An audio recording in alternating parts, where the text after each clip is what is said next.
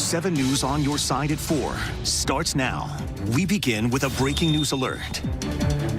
And we're following 2 breaking stories right now. A Park police officer shooting in downtown D.C., and we are told that officer is one of 2 people shot. Also, a fiery explosion on the Rainbow Bridge crossing between Niagara, New York and Canada. 2 people in that car are now dead. We will have an update on that in just a moment, but we do want to get right to Northwest D.C. And D.C. Bureau Chief Sam Ford is live between Thomas Circle and the Convention Center with the breaking details. Sam? Nothing to see here. It's kind of ridiculous. We are at the intersection of 11th and M Northwest, and we understand that a U.S. Park police officer has been shot and another person has been shot. They described it as an officer-involved shooting, suggesting that the officer perhaps shot the other person. We don't know anything about conditions at this point. We have talked to a number of people in the area who basically described things going on. One said that she was in her apartment. She heard a high-speed chase going by her apartment, lots of police officers. Another resident said that he was in his apartment about 2:30 this afternoon, and he heard a number of shots.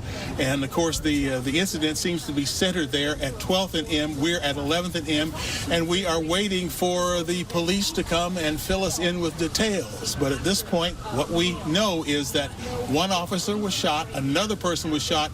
We don't know conditions.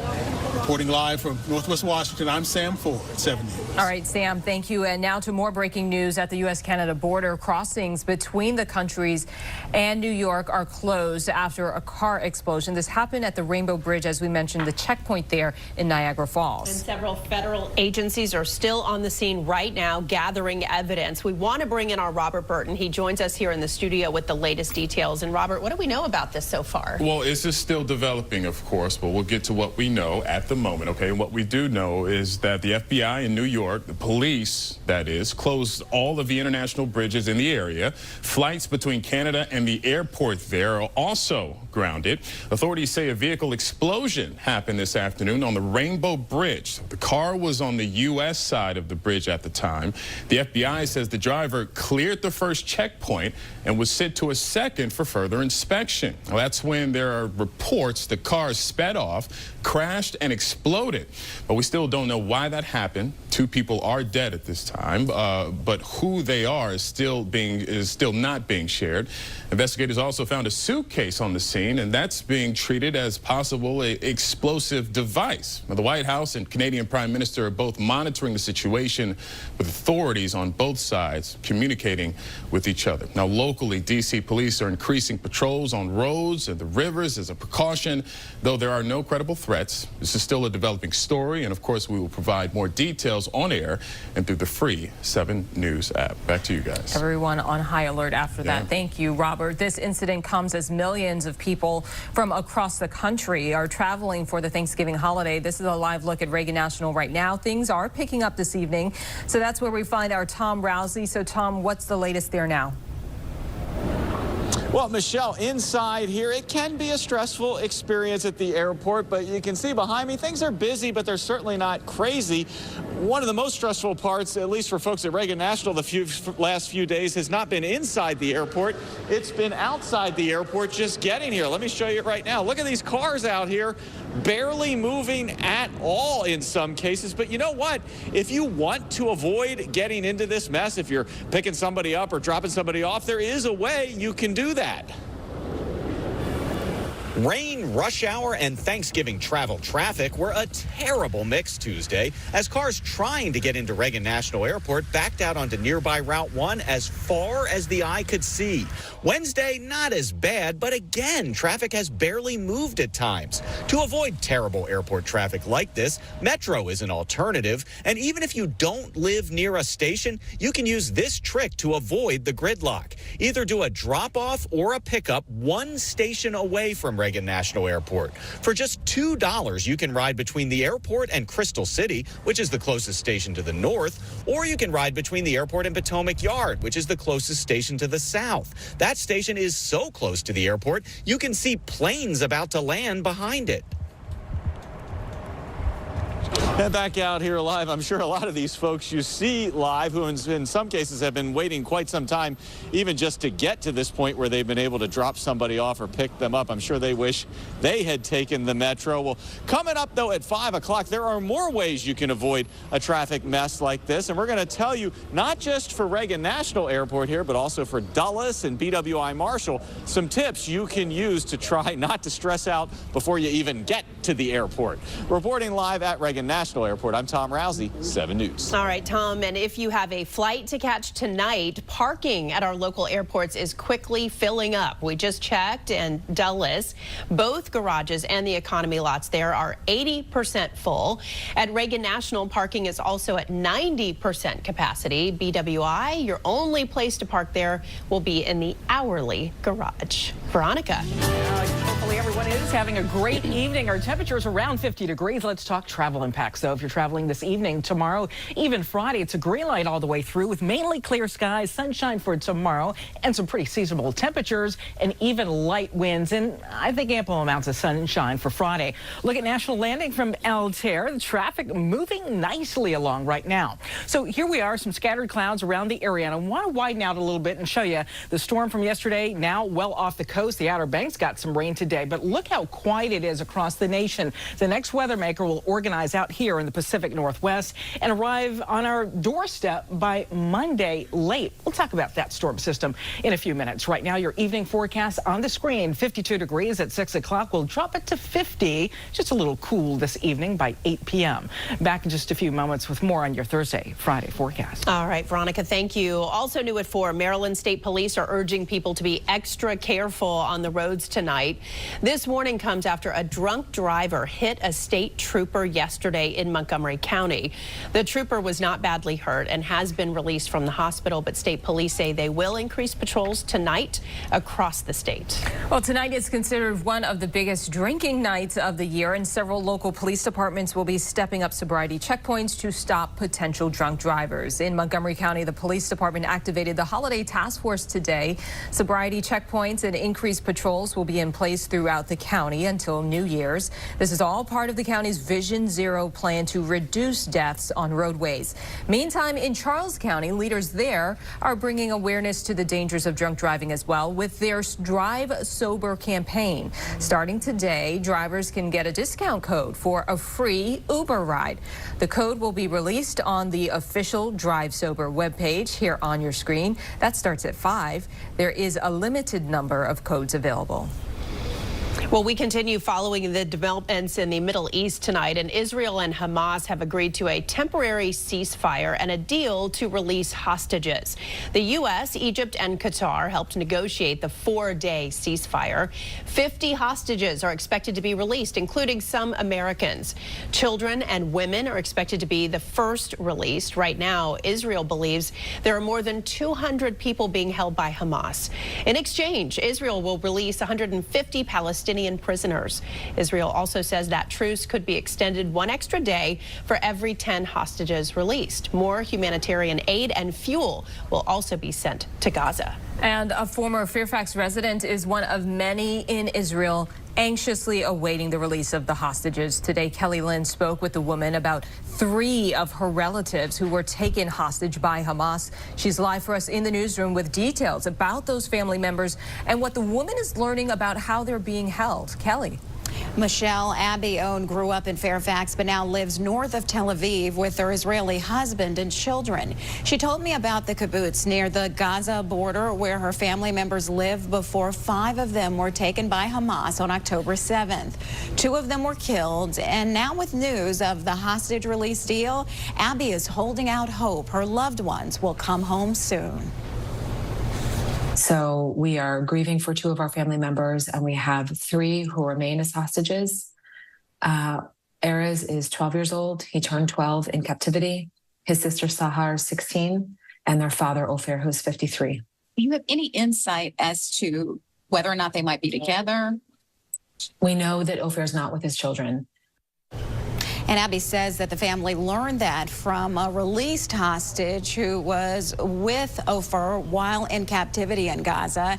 New at 5, Abby shares with me her biggest fears about what's happening with her relatives as she waits for their possible release. In the newsroom, Kelly Lynn, 7 News. All right, Kelly, thank you. Right now, there is a heightened alert here at home as the war in the Middle East plays out. We continue to see people gathering for protests and rallies in the district and across the country. With the holiday approaching, authorities say they're ready for even more mass gatherings. The FBI says there will be an increase in security for tomorrow's Macy's Thanksgiving Day Parade. In fact, New York officials say they expect almost 3.5 million people to be watching along the parade route. At this time, there are no specific threats. Well, we have some good news for you. A holiday tradition begins tomorrow at the U.S. Botanic Garden in Southwest D.C. The season's Greenings holiday exhibit will open to the public tomorrow. And today we got a look at what visitors will see. The exhibit includes 5 different model trains circling through oversized models made from plants. And for the second straight year, this display will be outdoors. When we were closed for COVID, we wanted to bring some holiday cheer to people when they couldn't come inside, and so we brought the holiday outside. And we've been really successful in having it outside. It means that there are no lines, which is something that we've had in the past. It means that people can come and go and enjoy it at their own pace, inspired by whatever is interesting to them. And then they can go also inside to see the displays, the poinsettias and the lovely models inside. So we've spread the holiday show throughout the entire garden. Okay. And you had us at no lines. We like that part. The display will be open from 10 to 5 every day through January 1st, except for Christmas Day. And here's some more good news. We're getting a look at the Capitals 2024 Canine calendar. The calendar features photos of several players and their family dogs. There's also a mix of several dogs up for adoption at the Wolf Trap Animal Rescue. How cute are those two? Each calendar will cost $20 and the money benefits the animal rescue. Adorable. Well, coming up right here, Thanksgiving is tomorrow, and grocery stores will be packed today. We have some tips to help you navigate that last-minute holiday crunch. Plus, the White House says the economy is moving in the right direction, but some Americans say they don't feel like it is.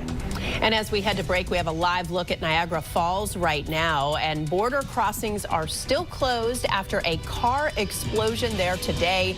7 News is staying on top of this breaking news as federal investigators gather more evidence. We'll be right back. Fuel and food costs are dropping, but many Americans are still down on the state of the economy. National correspondent Christine Frizzell reports. It's the type of inflation you're not supposed to notice. I was like, wait, no, something feels weird because they felt like different weights. A now viral TikTok video lays it all out. The new cake mix is 14.25 ounces or 403 grams, and the original recipe was 16.25 ounces or 460 grams. The website mouseprint.org catalogs it all, from brushing our teeth to washing our clothes. Even our dogs are being hit with what's known as shrinkflation. Less product for the same price. This unopened cheese stick looks like it was cut in half. Packages of gum have started adding a thumb grip in order to not give you an extra piece. It's a trend playing out as top officials work to give the U.S. economy that soft landing that was predicted, with White House economists celebrating nearing an inflation rate economists consider normal. Consumer prices in October falling to 3.2% year over year. Still, the latest NBC News poll showing just 38% of voters approve of the way President Biden is handling the economy. 59% disapprove. I acknowledge there's a disconnect between the numbers and how people feel about their place in the world right now. But critics argue the disconnect is based on 2 factors. The inflation rate is understated, and the cumulative impact of rising prices is hurting Americans' bottom lines. Overall prices, if you look back over the whole Biden administration, are much higher than when he took office, more than 20% higher overall. And there's no reason to think that the necessary war against inflation has been won. That war will no doubt be a top priority for President Biden, who has seen a dip in his poll numbers, not just in his handling of the economy, but in a head-to-head matchup against the man he beat in 2020. Former President Donald Trump. In Washington, I'm Christine Frizzau. Well, if you are getting some shopping done today, be ready for some long lines. The day before Thanksgiving is one of the busiest days at the supermarket, and health experts want to remind you to be careful when cooking your turkey tomorrow. Make sure the turkey reaches a safe internal temperature of 165 degrees. When storing leftovers, remember the temperature danger zone is between 40 and 140 degrees. So make sure you let the food cool down before you put it in the fridge. It is a good idea to make sure that you have an airtight container, just because things will get dry if you don't. You don't necessarily want food exposed to the outside air. And it's a good idea to make sure that you don't have a lot of condensation on the top of your container, because, standing water can breed bacteria. If you do have to go shopping today, go as early as possible, because some stores will also be open on Thanksgiving Day. The 7 News digital team has a full list of what's open at WJLA.com. Just search local holiday hours.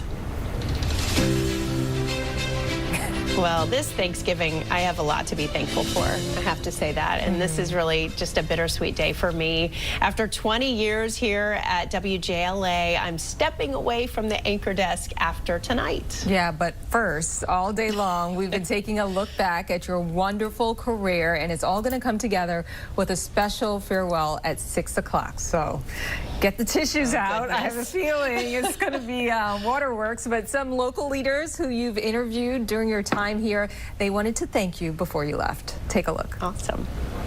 Allison, I want to congratulate you on 20 wonderful years at WJLA. You have given so much to our community through the both good time and the bad, and have truly made a positive impact. Thank you for all of your hard work. On behalf of the residents of Montgomery County, I want to extend our appreciation and gratitude to Allison Starling for her 20 years of service to our county and region. You've been there for me and our monthly chats to talk about the latest happenings in Prince George's County. You've been there to tell numerous stories of the working woman that I and so many other mothers can identify with. For all these years, you've not only been there, you've been excellent. You've done a demanding job flawlessly and made it look effortless. You've been a reliable, trusted voice that we could count on. Oh, good thing we only kept it to 3. We're falling apart up here. Wow, that was really nice. Is the tissue box over there? Time. Yeah, this is all a surprise for me, so sorry. That's just, I guess, after 20 years and you see things like that come up, it's really emotional. So thank you to all of them. The community show their appreciation. Yeah, because that's what it's all about. That's why we do this every day, right, Veronica? That's right, yeah. But love is in the air for you today, Allison, for only you. And what a day it's been. A great day for new beginnings for Allison Starling. Take a look. Our weather today, just a few scattered clouds. Looking back at yesterday, we picked up more than 2 inches of rain. It was our wettest day yesterday in 500 days. Exactly 500. But we still need some rain. The drought continues, close to 8.5 inches for a rainfall deficit for the year. Let's talk about this evening. You're going out to dinner. Maybe family is already in town. Temperatures will be dropping from about 52 to 49 degrees with those scattered clouds. Here's what I'm talking about. The clouds will be clearing out by early tomorrow morning. Sunshine for your Thursday. Thursday, hourly forecast here. Nothing but sunshine all the way through for tomorrow with a northwesterly wind. So hour by hour, tomorrow's forecast on the screen. Right now, 44 degrees at 7 a.m. We'll jump into about 53 to 54 by 1 o'clock. So 10 degrees warmer, and then into the mid-50s by around 4 or 5 o'clock with, again, no rain expected, clear skies, and much lighter winds. And I want to show you tomorrow morning across the nation, because look at how many cities will be starting out close to freezing. Atlanta, Georgia, 33 the morning temperature. Memphis, 32 degrees. Springfield in Missouri, 31. Denver, 23. That's a lot of cold air pretty far south. By the afternoon, temperatures will start to moderate and lift. We're in the 50s, but look at how cold it's going to be. Denver. They'll get some snow eventually, probably by Friday, Saturday time period with the next weather maker that will kind of slide right north and west of us on Monday. Shopping on Friday, 54 degrees. You're looking at a cooler weekend right now with 44 on Saturday and just around 50 degrees for Sunday. We'll pick up some cloud cover on Sunday the way it's looking right now. But let's talk about hour by hour forecast for your Friday. Maybe you're getting up early. You're going to hit some of those sales. I guess folks still do that, right? Temperatures in the 40s to start out. You'll see temperatures rise to the mid-40s across the area by 4 p.m. And then for the upcoming weekend, your coolest day is going to be Saturday with partly sunny skies. Pretty chilly in the morning in the lower 30s, so probably some frost and freeze. A little milder for Sunday, again, with more cloud cover expected across the area. And next week, temperatures will top out also in the lower 40s, so getting colder and colder now after this weekend.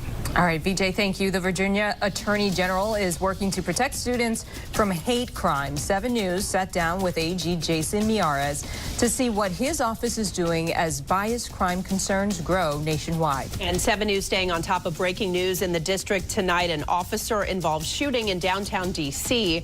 2 people have been shot, and we're told one of them is a Park police officer. We're following this breaking news. We're going to have more tonight at 5.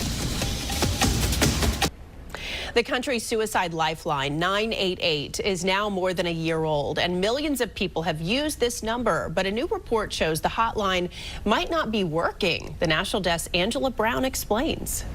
988 is the only lifeline for mental health for many Americans. The rural counties where there's no nearby doctor, we're it. This is where people receive their mental health treatment. Dr. Tia Dole is the Chief 988 Suicide and Crisis Lifeline Officer at Vibrant Emotional Health. On Vibrant's website, this number, 2,500,000 people offer life-changing or life-saving services. About 13% of the people who reach out to us are actively suicidal. 988 calls routed into call centers like this one in Texas. I think everybody needs support. There's a lot going on. People are feeling overwhelmed, and this gives them a safe space to be able to tell people I'm not okay right now and I need support. But a new report says some people in crisis calling for help may not call back. It was a very small number of people who said that they wouldn't call back.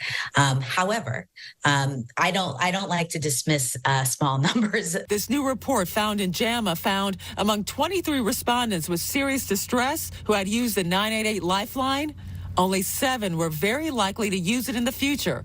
Dr. Dole is working to find out why. So for me, it's really about understanding why people wouldn't call back. Is it because it wasn't helpful? Is it because I didn't like the person I was speaking to? Is it because I didn't receive the number of resources? Right now, they're doing post-call surveys to find out why people may not call back. But Dr. Dole says there's another major problem. People have never heard of 988. A new survey found that 80% of people had never heard of 988 or were not familiar. Reporting in Washington, D.C., I'm Angela Brown. Plenty of programs in the DMV have been launched to address mental health concerns. In Virginia, Alexandria City Public Schools debuted a new telehealth program this year. It gives students access to a wide range of life-saving mental health services. In Maryland, Montgomery County has an adult behavioral health program. It provides residents access to individual and group therapy sessions at lower costs. You can find out what's available near you. Just search mental health resources at WJLA.com. And outside right now, your temperature stands at 56 degrees. Not a bad day at all here with drier conditions. What about tomorrow? Keep in mind that 56. So here it is. You're thinking about getting up early to fry the turkey. We'll start out at 45 degrees. By noon, 52. And by 3 o'clock, 56 degrees. That's right where the temperature is currently, with sunshine all the way through from the time it rises till the time it sets. So beautiful day for Thanksgiving. Back in a few moments, I'll show you how temperatures will be trending cooler in the days ahead. We are checking back on that breaking news in D.C. A Park police officer is one of 2 people shot in an officer-involved shooting in Northwest D.C. We're still awaiting an update from police on their conditions and exactly what happened there at 12th and M Streets. That's between Thomas Circle and the Convention Center. And what we can tell you is roads in the area are closed as there is a major police presence down there. Our D.C. Bureau Chief Sam Ford is there talking with neighbors and waiting for a possible breach briefing from police. We're going to check back in with him at 5 o'clock tonight. Stay with 7 News and WJLA.com for updates on this story. And after our wettest day yesterday in many, many months, well, we've dried out, and tomorrow is just looking terrific. Your Thursday, Thanksgiving, 56 degrees, what your First Alert weather team is forecasting. In fact, it's not only going to be the warmest day for the upcoming holiday weekend, but also the warmest for the rest of the month before December starts next Friday. Again, forecasting 56 degrees for tomorrow afternoon. Look at how cool it's going to be on Saturday, 44, and also 44 degrees, your high temperature on Tuesday. Some of the cooler days coming your way. What about early tomorrow morning? Right now, we're forecasting between 35 and 43, clear and cold with light winds at only 5 miles per hour. And a look ahead at your Friday shopping, 54 degrees. That's just slightly below average, with the coolest day out of the weekend being Saturday. But we are dry all the way through here. Now, there is the possibility early Friday that there may be a few scattered clouds around the area before we turn partly sunny. So right now, your brighter skies will be for the afternoon, early evening on Friday, just before the sun sets, and beautiful skies too on Saturday. Just a little chilly, but you could still get outdoors and get the family outdoors. All right, VJ, thank you. Virginia Attorney General Jason Miyares is calling on Virginia college and university presidents to protect Jewish students. Miyares told 7 News that complaints have been filed with the Office of Civil Rights in the Attorney General's office regarding anti-Semitism. 7 News' reporter Nick Minock spoke with the Attorney General today. He's live for us in the newsroom with more. Nick, what did the AG tell you? Well, Michelle, Virginia Attorney General Jason Miyares told me Jewish students should not have to look over their shoulder on their way to class in fear of what might happen. And he said colleges have an obligation to protect Jewish students. Miyares visited Israel last week. He said he saw blood-splattered walls and some of the footage taken on Hamas fighters' GoPro cameras. He said it was horrific and shocking. Here at home, there's been a number of protests, and Miyares sent a letter to Virginia's university and college presidents asking them to protect Jewish students while upholding First Amendment protections. We saw so many students that were marching, shouting anti-Semitic slogans and slurs. And maybe as a Virginian, I'm particularly sensitive to this because back in 2017, we had a bunch of right-wing bigots marching through campus at the Unite the Right rally at UVA, and rightly so. Pretty much every college present, not just in Virginia, but almost nationwide, condemned what we saw, as so many of their college presidents right now are either silent or they're issuing statements that basically present this kind of morally equivalent argument. And their silence definitely is not going unnoticed. This is as dangerous of a time that I can recall, definitely since I've been in office, towards our fellow Jewish citizens. Miyares' letter mentions university leaders should reiterate that there are mental health resources available to Jewish, Islamic, and students of all faiths who've experienced trauma or hateful remarks thrown their way recently. At the Alert Desk, Nick Minock, 7 News. All right, thank you, Nick. We'll be right back. Your First Alert Weather Zonecast. All right, let's talk about Thanksgiving in your neighborhood. The Zonecast on your screen right now for areas of Virginia. Look at the temperatures, mid to upper 50s for tomorrow. Arlington about 56 degrees with sunshine. Burke at 57, Clifton 2, and Manassas coming in at 57 degrees for tomorrow afternoon. Ashburn's pretty nice skies and comfortable conditions. How about Prince George's County for Maryland tomorrow? Bowie at 55 degrees. College Park a little warmer at 56. Bethesda 2, 56 degrees. So what a pretty day it's going to be tomorrow afternoon. So maybe you can do your walk early or your run and then hit the table with family and friends. Right now, Congressional Heights expected to be at 55 degrees. Navy Yard 2 at 55 and Foggy Bottom with mostly sunny skies. We're forecasting 55 degrees for tomorrow, so slightly below average temperatures. Back with your travel forecast next. Well, covering the youth crime crisis now in Maryland, lawmakers will soon be back in Annapolis tackling many issues for the 90-day legislative session. And a big focus of that session will be juvenile crime. Mackenzie Frost from our sister station in Baltimore joins us live today. So, Mackenzie, what can we expect here? Well, we know that there have been several hearings talking about this, right? Committees have heard from prosecutors from around the state, police, as well as the Department of Juvenile Services and other stakeholders, all talking about the rise in juvenile crime that we're seeing in communities all across Maryland. And time again, we hear from state's attorneys talk about the need, in their opinion, for making some of the changes to these two laws specifically when we're talking about this issue. One that prevents kids 13 and younger from facing nonviolent misdemeanor charges. And the other law that's in question right now really targets and requires an attorney to be present when these juveniles are being questioned by law enforcement. And yesterday, state lawmaker Will Smith made it very clear that he does not think that there needs to be a complete overhaul of the juvenile justice system. Laws that we put in place are going to take a couple of years to fully see the kind of the fruit of the foundations that we've laid and the seeds that we've planted. I, for one, am not interested in rolling back the reforms that we put in place last year. And those comments are significant because this lawmaker chairs the Senate Judicial Proceedings Committee, and that carries a lot of weight when lawmakers return to session in January for the next legislative session. Now, the senator wasn't available for an interview today because of the Thanksgiving holiday, but I did get a statement from Rich Gibson. He's the state's attorney in Howard County, and he's also the president of the Maryland State's Attorneys Association. Let me read you part of that statement. Gibson says Senator Smith has indicated he is willing to work with other involved parties to include the prosecutors of Maryland to draft tweaks to the existing law, and we look forward to exploring what those modifications will be in the coming legislative session in the hopes of creating a more safer environment for all. As of right now, it's unclear exactly what those tweaks will be. The Democrats in the General Assembly have yet to unveil their plan for addressing juvenile crime. We know we have seen similar plans coming from the Republicans. Governor Wes Moore has also indicated he does intend to unveil his juvenile crime plan, but those details have yet to be released. We're live in Baltimore. Mackenzie Frost, 7 News. All right, Mackenzie, thank you. Businesses nationwide will see a big boost this week as the holiday shopping season kicks off, but our local mom and pop shops need your support too. Coming up, a look at what some small businesses are doing to help you save. And coming up, a local groups lending a helping hand to support area students, what they are doing to make sure kids don't go hungry. Many food insecure students in Fairfax County go home for the weekend without food to eat until they return back to the classroom. And now one organization is working to close that gap by providing blessings in a backpack.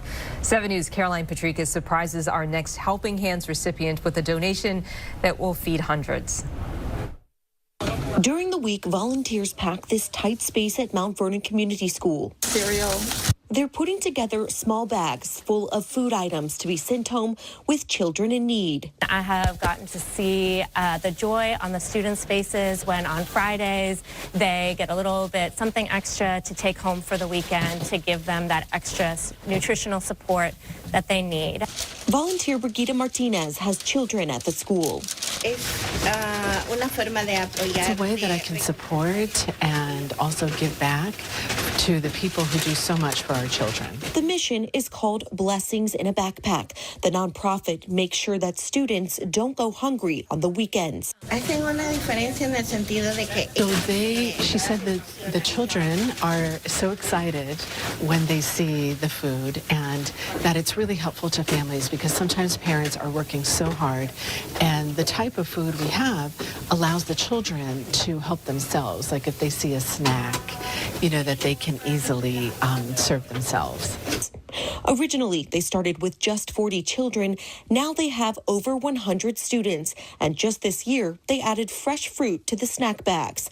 Joel Bassan with Eastern's Automotive Group surprised Blessings in a Backpack with a 7 News helping hand. It's great to see the kids on Fridays, excited to look and see what's going to be in their bag for that week. It just brings a lot of joy to the students to know that the school and the community around the school are providing extra support to them and their families. In Alexandria, Caroline Patricus, 7 News. You know what that music means boy. all day long. We have been taking a stroll. Yep, that's right, down memory lane. And tonight at 6, we're going to have a special farewell to Allison. But first, some of the faces you see every day have a special message for you. Okay, let's see. And you should know that for all of these years, as you've been in the studio and I've generally been out in the field, I have been honored to have you toss it out to me so I could tell my stories, and I've been proud to send it back into you. Hey, Allie, it's your dear friend Pam Brown, and Vivi's here, and we just want to wish you the best send-off from JLA. You've had such an incredible career. You've given so much to that place. You have so much to be proud of, and now it is time for an exciting new chapter. Just want to tell you that you have been an absolute role model to me and to so many other women in this business, as well as being just the epitome of kindness and grace, and we've all learned so much from you.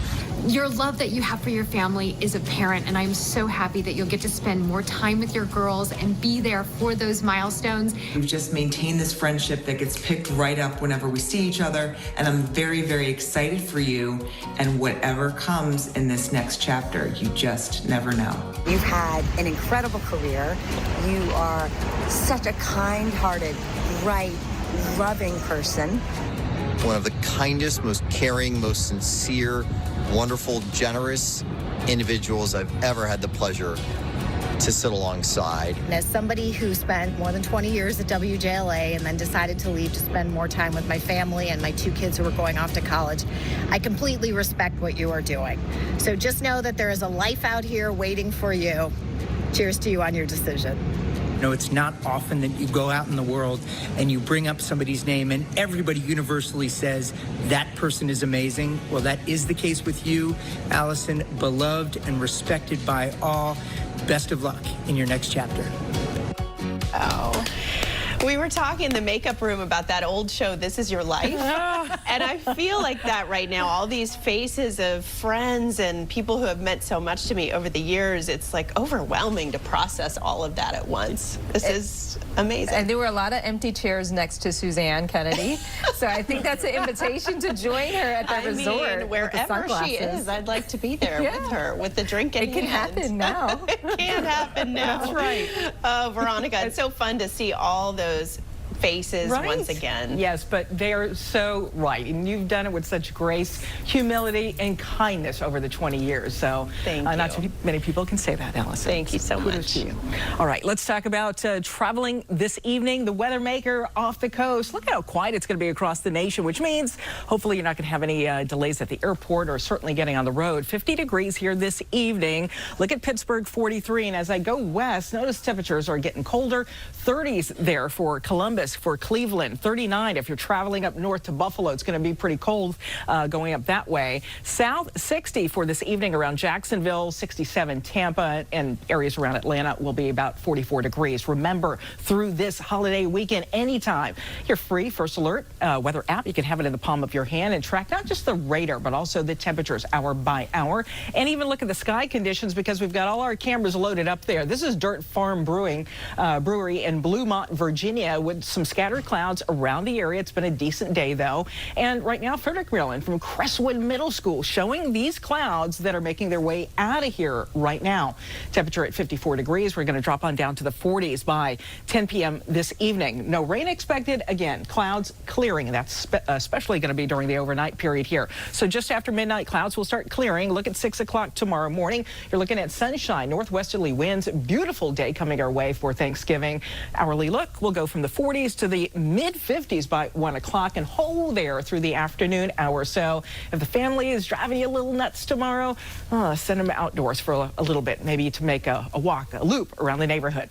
Now, wanted to show you real quick Macy's Day Parade for tomorrow. 14-mile-per-hour winds. You know, it's always an issue when they've got the floats up in the air. The max winds that they can have sustain 23 miles per hour with gusts at 34, so they're not going to have that. Some pretty light winds expected. Temperature about 50 degrees. We're in the lower 50s for Friday, but it's going to be dry. No issues whatsoever to or from your favorite store and sale. Hopefully you can find one. We're at 44 degrees on Saturday, 50 right now for Sunday as clouds start to build with the next weather maker that's going to kind of skirt just to the north and west of us. So again, just some cloud cover expected. Want to show you next week real quick because our temperatures will be trending on the colder side, low to mid 40s for a couple of days. Tuesday, Thursday, the the coldest for the week here. On top of that, I do think that there's a good chance that we could hit our first freeze next Tuesday in the district with sub-freezing temperatures, lower 20s, Manassas and Fredericksburg. Again, a look ahead as we're so close to wrapping up this month in November.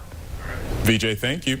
Well, all new at 5 o'clock. We're staying on top of that car explosion at the U.S.-Canadian border. 2 people dead from that. We'll have the latest on that investigation. Also, as 7 News on your side continues to focus on juvenile crime, our Brad Bell speaks to a group of young people sharing how violence impacts them, why they think it's happening, and what should be done about it. All that and, of course, more kind words for Allison when I join her at 5 o'clock. Michelle? All right, Robert, thank you. All week long, we've been telling you about Black Friday and Cyber Monday deals available, but there's a push also to shop local on Small Business Saturday. Our Melanie Hastings has a look at how local mom and pop shops are competing with the big box stores. One of Alexandria's biggest shopping weekends is Thanksgiving weekend. So we have Alexandria's Plaid Friday, which is what we consider our Black Friday, and then followed by Alexandria's Small Business Saturday. So this year we have more than 50 stores participating, offering some of their biggest deals of the year. The majority of stores in Alexandria are family-owned businesses, and the holiday season can make or break their sales for the entire year. At least a dozen of them are opening early on Plaid Friday, starting at 6 a.m. With early bird discounts, so perfect for those early shoppers who want to get out there. And then you also have, in-store treats, gift cards with purchase. And so you pop in that shop, you can get everything from home goods, children's gifts, gifts for your pets and such. And you're really greeted with that personalized touch from a local shop owner. Consumers are shopping, they're investing in the local community. And so really it's a great time for us to put on a promotion like that to attract those shoppers and to bring dollars back into the local economy. Melanie Hastings reporting, and those local dollars, they are so important for the town's economy because small businesses pay local taxes, which means any money spent there helps support things like parks, schools, and emergency services. We have a full breakdown of the businesses participating in Small Business Saturday at WJLA.com. And we have a quick reminder here that 7 News is once again teaming up with the Marines for the Toys for Tots drive. You can scan the QR code or go to WJLA.com to see the wish list. They're seeking gifts for toddlers and teens, especially right now. Toys can be purchased online or dropped off at one of the 3 in-person drives. Should colleges let students use artificial intelligence, or should restrictions be put in place? We have a closer look at the pros and cons next at 4.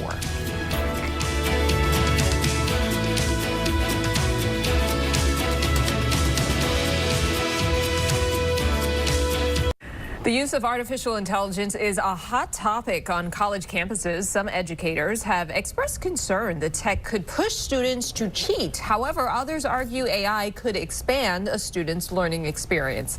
The National Desk, Janae Bowens, has a look now at both sides of this argument. Well, I personally have never used AI. America's young people are iffy about using artificial intelligence. It would be tricky, especially with how fast these technologies are growing.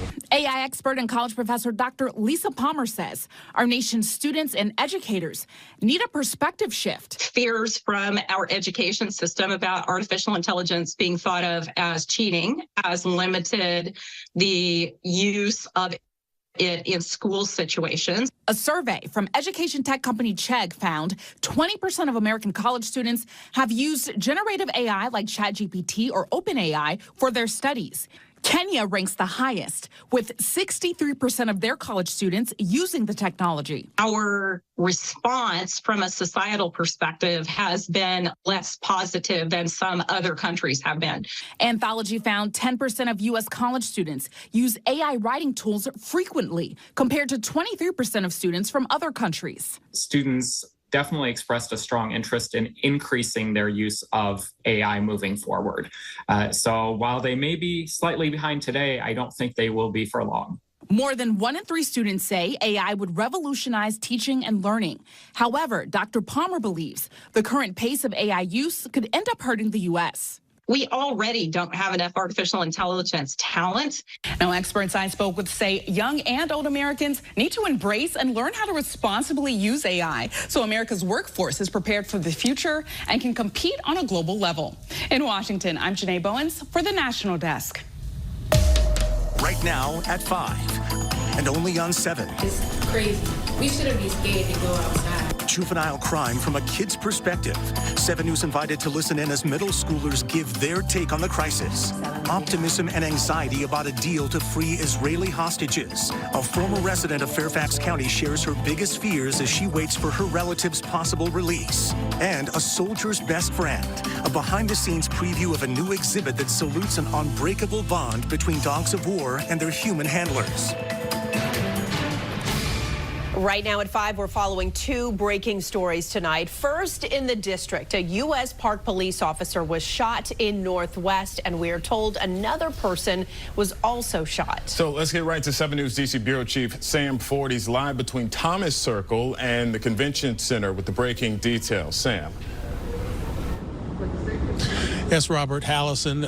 We just heard from a PIO spokesperson for the U.S. Park Police who confirmed that a park police officer was shot and that another person was shot. But other than that, we did not get a lot of information. He said we could expect around 5:20 park police officials would be here to give more information to the public as for what happened here. But we talked to a number of people in the area.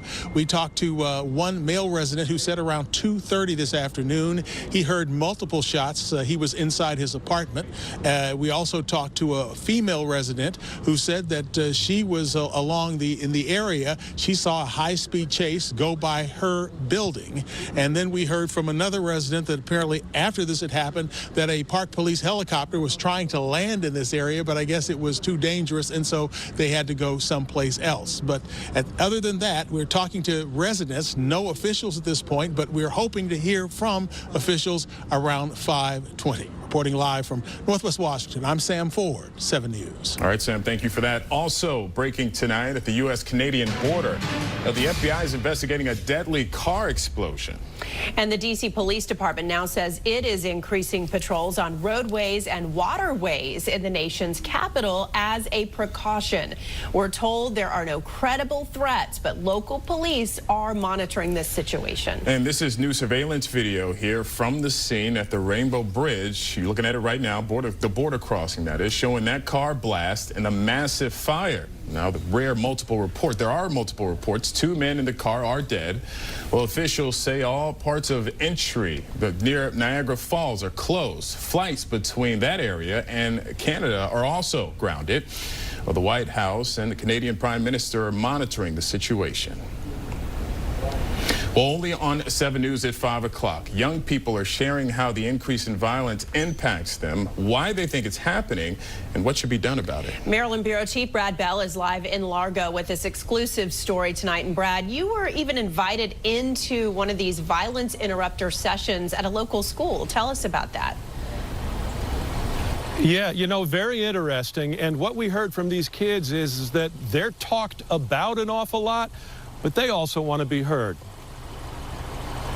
It is a telling moment early in the session. One of the violence interrupters asks the circle of middle school students how many have been victims of violence. Look at the response. Nearly every hand goes up. One of the students speaking up. Like, it's crazy. Our community, we shouldn't be scared to go outside. She says she wants to be part of the solution. We can help, the younger version of ourselves, like the 6th graders, the 7th graders. We can help them. Like, if they need help with their work, we can help them. If they feel like if they angry at somebody and they about to be like, I'm about to go beat this girl up, you can help them calm down. This is a school assembly with a serious mission and goal to engage these middle schoolers, to get them to open up in an effort to understand why so many of their young peers are turning to violence and crime and make sure they don't. 7 News invited in to get an inside look at how $3 million in taxpayer funds since 2021 have been spent on a violence interrupter program called Hope in Action. It's led by Reverend Tony Lee. These young people, all students at Benjamin Stoddard Middle School, with much to say. Most of the violence results of things that really don't matter. A lot of us don't got role models that know that will let us communicate. I feel like it's this generation, like, there's like a lot of hood stuff going on, like a lot of rap songs, dissing people and stuff like that. So then it gets like out of control. Sometimes it kind of gives me a little scared, thinking about, oh, I want to walk to the store, but I don't know if I'm going to get shot up. I don't know if I'm going to be laying on the sidewalk. As the session ends, several kids say they appreciated the opportunity to be heard and not just spoken about. Violence interrupter Tiffany Evans says getting young people to open up and just listen can make a difference, especially for those who don't get that support at home. We think they don't know nothing, but they know a lot, to be honest. And they see a lot, and they're being exposed to a lot. So we got to be able to just get them that voice to be able to express how they feel.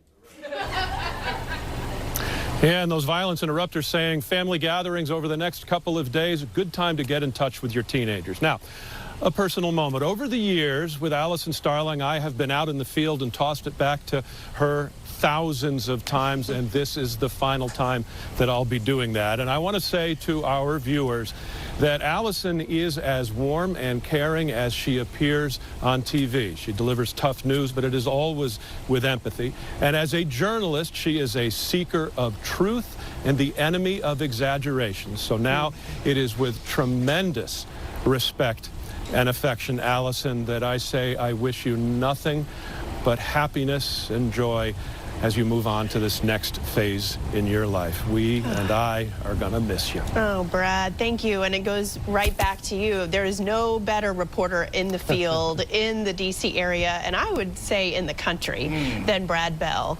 And it has been an honor of mine to report the news with you every night. Thank you so much, and to be your friend. And we're going to stay friends. Thank you for those kind words. Thanks, Allison. All right, take care. See you soon. All right. And we've got an hour and a half left of this, too. Okay, here we go. Well, just last night, some Maryland Democratic lawmakers took part in a juvenile crime meeting in Montgomery County. Well, they focused on two laws. One prevents kids under 13 from facing charges for nonviolent crimes. The other prevents investigators from interviewing witnesses or suspects under 18 without a parent's consent. Now, for months, we've heard prosecutors and police call for change, but last night, some Democratic state lawmakers defended the laws. Meantime, Republican state lawmakers want to pass bills to make it easier to interview juvenile witnesses and suspects and hold offenders accountable. Well, 7 News getting an answer to a question we've been asking about crossing guards in Prince George's County. And we wanted to know why a crossing guard was not on duty when a 5- and 10-year-old were hit and killed on Monday. They were in a crosswalk while walking to Riverdale Elementary School. Yesterday, we reported the crossing guard there retired and was not replaced. Now we've learned there are 83 vacant crossings where guards should be on duty. The police department, which trains and manages them, has been trying to hire more, but of more than 280 people called for interviews, we're told only 22 responded. Veronica. All right, we still have places to go. That includes this evening, the big day tomorrow, and the bigger day on Friday for some shopping. So you got a green light all the way through. We're mainly clear this evening late. So those clouds that are over us, those are moving out. You've got sunshine, seasonal conditions expected for tomorrow. And then for Friday, morning clouds and some lighter winds. Right now, again, as the sun continues to set, we've got the scattered clouds. That's Rockville, Maryland right now. So these clouds drifting through, but moving out. As mentioned, the bigger part of the weather maker already off the coast. So as we clear out overnight, temperatures are going to be cooling down. Right now, we're 55 degrees in D.C., 47 in Hagerstown, 46 in Winchester, 54 around Fredericksburg and Quantico, St. Mary's and Leonardtown. Just look, your temperature stands also at 54 degrees. So here we are, going to be dry this evening. Your 6 o'clock, your 7 o'clock temperature, lower 50s, and then upper 40s late by 10 p.m. Now, I don't have any big weather makers coming our way for the holiday weekend, as you saw, but what I do have is a big change in temperatures, what it's going to feel like each afternoon. I'll have that forecast coming up. All right, we'll see you then. And from the roads to the airports, travelers are seeing big backups and long lines to get to their Thanksgiving destinations. Take a look at this video. Oof. Oh, look all over the country. It's the same picture. Yeah, and we've all been tracking how the weather is impacting holiday travel. So let's get right to 7 News' Tom Rousey. He's live at Reagan National Airport. How are things over there tonight, Tom? Well, Robert and Allison, you can see behind me traffic. Well, it's not moving very fast here at Reagan National Airport. And this is at the terminal. The actual backup is way longer than this appears. It goes way back that way. A lot of folks, by the time they even get to the airport here, they're already very stressed. They're already concerned about whether or not they're even going to make their flight once they get inside here. But what if there was a way to avoid all that traffic, either completely or to avoid some of it, not just here, but also at BWI Marshall and Dulles? Well, turns out there are some ways. Whether it was a plane taking off for Houston or one landing from White Plains, New York, the day before Thanksgiving has been a busy one for the main runway at Reagan National Airport. It's been busy inside also. We were a little stressed this morning. Maggie Previtt of Falls Church and her husband are flying their 2 sons to Detroit to see family. They did this to make the day less stressful. We Ubered here because we didn't want to worry about parking, and that was easy. We didn't hit too much traffic. We got here really early. Tuesday night's mix of rain, commuters, and Thanksgiving travelers caused a traffic mess at Reagan National that spilled onto nearby Route 1 as far as the eye could see. Today, more traffic, and many probably wound up wishing they'd taken Metro instead. Even if you don't live near a station, you can take your passenger to the next available Metro station, drop them off there, and they are just a stop away from the airport. Anyone doing a drop-off or pickup at Crystal City to the north or Potomac Yard Station to the south can completely avoid the airport traffic. If you don't want to do that, you can avoid some but not all of the traffic by following signs like this one to an express drop-off that far fewer people use than at the terminal. Also, Dulles Airport has started something similar. You can now follow signs there to a kiss and fly. It's a longer walk but avoids gridlock. Meanwhile, officials at BWI Marshall Airport recommend using the upper departures level for both pickups and drop-offs to save time. Although air travel will get easier by Thanksgiving Day, it is expected to get very busy again by Sunday. I'm a little bit nervous about Sunday. Our flight's late in the day.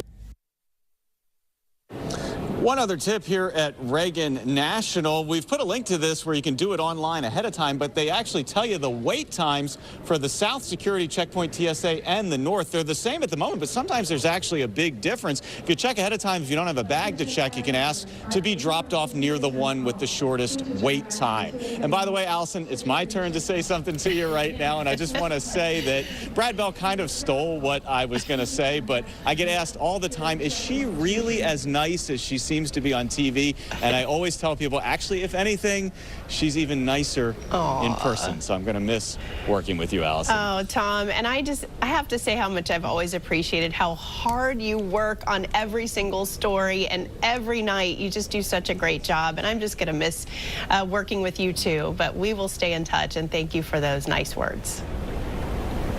Definitely, Allison. All right. You're welcome. Take care.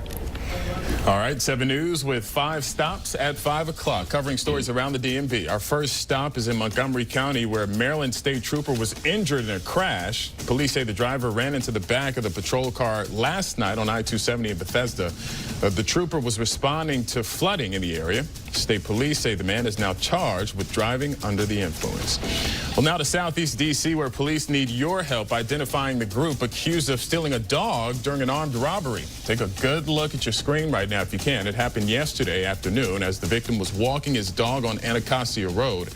Police say the suspect stole the puppy and his shoes. And staying in D.C., where fire officials are trying to find the person responsible for setting several fires in dumpsters that spread to 2 businesses, including a historic building. We're told at least 4 fires were set Monday night along Wisconsin Avenue Northwest. No one was injured. A city council member says the fires damaged Tenleytown's oldest commercial building. Well, our next stop is in Arlington, where Wells Fargo volunteers spent the day cooking and packing Thanksgiving meals for people living in affordable housing. Employees also donated $100,000 to Kitchen of Purpose, which helps culinary students or entrepreneurs who are looking to expand their restaurant or food service business. Our last stop in Southwest D.C., where the U.S. Botanic Garden is getting into the holiday spirit, giving us a preview of their new exhibit. It opens tomorrow and runs through New Year's Day. You'll get to to see 5 different model trains, unique flower displays, thousands of poinsettias, and more than 20 D.C. landmarks made out of plants. Well, still ahead at 5 o'clock, a Thanksgiving tradition in D.C., the Feast of Sharing. We take you inside and show you how some of our own and other local reporters are helping make sure anyone who needs a meal gets one. And breaking right now, a delay in the release of Hamas-held hostages. We're going to let you know the earliest now this could happen and hear from a local family hoping to be reunited with their loved ones. And the rain has helped firefighters get an upper hand on a wildfire in Virginia's mountains. Tonight, we're learning what might have sparked it, and it wasn't natural. And we have a live look from Skytrack 7 to show you. This is Dulles Airport. Oh, no. That is a busy place tonight. Look at the traffic at the terminal. Smooth skies, though, for flying, unlike yesterday. But definitely expect to wait if you're picking somebody up. Yep, we'll be right back. And we're back now with a Thanksgiving tradition in the district. More than 1,000 volunteers help make the holiday special for many residents by giving out meals, winter essentials, and care packages. The Feast of Sharing has been happening for decades now. 7 News DC Bureau Chief Sam Ford takes us to the Convention Center in Northwest for the annual celebration. Safeway's been doing its Feast of Sharing for more than 20 years, with recent breaks because of COVID. But they were on the dance floor and at the tables at the D.C. Convention Center. Some came as individuals, but many came as groups from various senior citizen centers. We have 3 tables. And what do they think of this? It's wonderful. I really enjoy myself. I haven't been here in years. I'm having a wonderful time. This is a wonderful experience, and I just love everybody. Food is Safeway's business, and there was a good variety of it on the plates, the traditional turkey and dressing, and good volunteers serving it, like 7 News' John Gonzalez. They got the greens, they got the yams. So, Johnny G, how many of these have you done? My wife and I bring the girls every year. We've done it like 5 years in a row. The mayor was there talking football. Our Commanders beat some Cowboys' butts. The fire chief on how not to fry a turkey. Don't fry them on your deck. Don't fry them in your house. Same for radio personality Justine Love, who served as onstage host for every one of these. And it's nice to see the seniors enjoying themselves and gives them a chance to interact. They had an elaborate display of coats with winter approaching, and they handed out bags near the escalators. Get your bags, head that way, get your groceries. Thank you for coming. So with food and music over there, people lined up for coats over here. The Feast of Sharing is back in a big way, and it's a wonderful thing. Reporting from Northwest Washington, Sam Ford, 7 News. And we went out there with our family last year. Yes. And it was really special to be there, and I'm glad to see so many Channel 7 people were out this year, too. Absolutely. Johnny G with a hairnet on, too. I'd love to see well, that. earlier he had a turkey hat on doing his frying the turkey story. It's so always something with his Johnny G. headgear. For a good cause, too. Love it, love it, love it. All right, well, on your last day, we have some messages for you from local community leaders, so take a listen. Okay. Over the past 20 years, you've been a loyal friend of our National Library. Thank you for sharing your love of reading as a moderator at the National Book Festival for many years. You've visited the library to see our exhibitions and joined our Gershwin Prize Music Celebration. Thank you, Allison, for helping us to show that the Library of Congress is a library for all of us. And as the face of the National Cherry Blossom Festival, again, bringing the message and the entertainment of the National Cherry Blossom Festival for many, many years to millions of people. And you're not just the face, you are the spirit and the heart. She's brought the world to all of us. She's talked about science, she's talked about all the issues going on here in a way that has really made all of us feel a little more connected to this region and the important things going on here. Thank you, Allison. Thank you for an amazing career, and good luck. Wow. Dr. Stofan, I interviewed her as part of the Working Woman series, which I was fortunate enough to take over from Kathleen Matthews, who started it back in the 90s. Right. And Dr. Stofan was the head researcher for NASA. Then she moved over to head the Air and Space Museum. I mean, these women that I got to meet and interact with, it was a gift to be able to see these people and the work they're doing. And that's why they love you so much, because you take so much passion in enjoying that. And so you wonder why people love you so much. Well, that's why. I mean, and covering news in the nation's capital is a unique life experience that not a lot of people get, and I will forever be grateful for. And it's only 5:22. Might need an extra box of tissue up here. Veronica Johnson, I mean, we're going till about 6:30. Okay, so get ready for I got to pace myself. All right, Veronica's going to have the forecast in 30 seconds. I'm Katie from Long Roofing. What if I told you your roof could be energy efficient, stylish, and affordable? It can be with metal accent roofing from Long. Metal shingles add timeless curb appeal to your home. And remember, highest quality doesn't have to mean highest price. Right now, get 50% off materials, plus no payments and no interest for 2 years. Visit longroofing.com to get your free estimate today. Isn't it time you got along? And welcome back. Chief Meteorologist Veronica Johnson here. Hopefully you have enjoyed the day, getting some things done with drier conditions and dry roads. Well, back out of the way, because yesterday the rain that we got, it was the most rain that we've gotten in a single event in 500 days, which is amazing. Wettest day since July 9th, 2022. But now that rain is out of here, still some clouds left pushing through our area from northwest to southeast, even a few showers, rain showers around Pittsburgh and Charleston, but overall, not too bad at all, because our skies will be clearing after about 10 to 11 p.m. 51 degrees right now, Stafford, Virginia, Upper Marlboro, Maryland, 54. Leesburg, Virginia coming in at 52 degrees with winds out of the west-northwest. So still just a hint of a breeze out there out of the northwest. But it is that same wind that will continue to allow us to clear out, dry out even more throughout the overnight period. So when the sun comes up tomorrow, it's going to be a pretty one on the horizon. Sunshine, 7, 8 o'clock. Look at that. Clear skies across the area. And we're going to stay that way throughout the entire day tomorrow, your Thanksgiving day. So frying the turkey, you're up early, low to mid 40s around 7 and 9 a.m. We'll jump to about 52 degrees by noon and 56 degrees by 3 p.m.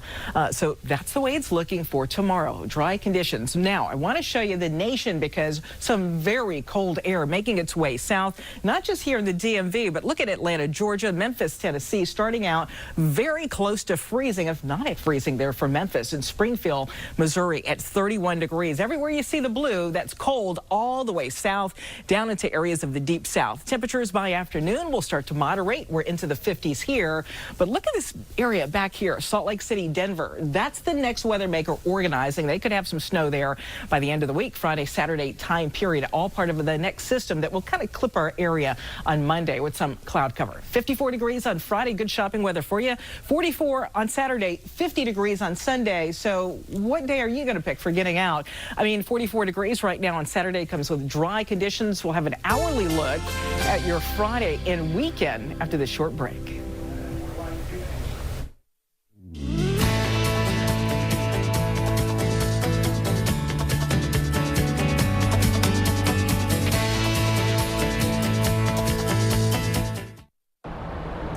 Oh, we are less than 24 hours away until the clash in Big D.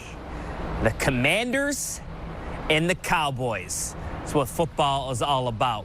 And one other really good heartfelt story for the Commanders is the story of Josh Pryor, Bowie State grad. He hasn't been playing football in a couple of months. He had a shot in minicamp and got a chance to try out for the Commanders. It didn't work out, but they brought him back, moved him up to the active roster last week, and now Josh is going to have a chance to play on Thanksgiving for the Commanders. Let's just say he can't wait. Did you have a moment to yourself where you actually got emotional because you literally lived out your dream, all the sweat equity you've put into it? Did you kind of have a moment to yourself? It definitely hit me like after the game, you know, after everything was done. It was just like, like I really just played, you know what I'm saying? So now that I'm in this space, just trying to continue to get more games under my belt and get more experience. Josh, you've grown up watching this game, Thanksgiving Day, and now you're going to be playing in it. Has that sunk in? Like, what is that like? I don't know. It's really, like I said before, it's like I can't even put it into words really, but it's definitely a blessing. You know, that's the main thing, a blessing. You know, just to be here. You know, a little over a month ago, I wasn't even playing football. So you know what I'm saying, just to be back out here is definitely a blessing. I can't really describe it. Is it fair to say this is gonna be the best Thanksgiving ever? For sure, definitely. Hopefully, it's more to come. And truly, that's the beauty of sports. The underdog. You always root for the underdog. That's Josh Pryor, living proof. A little hard work, anything can happen. All right, well, still ahead, new information about that massive fire in Virginia that's been burning for weeks. Investigators have now zeroed in on the cause.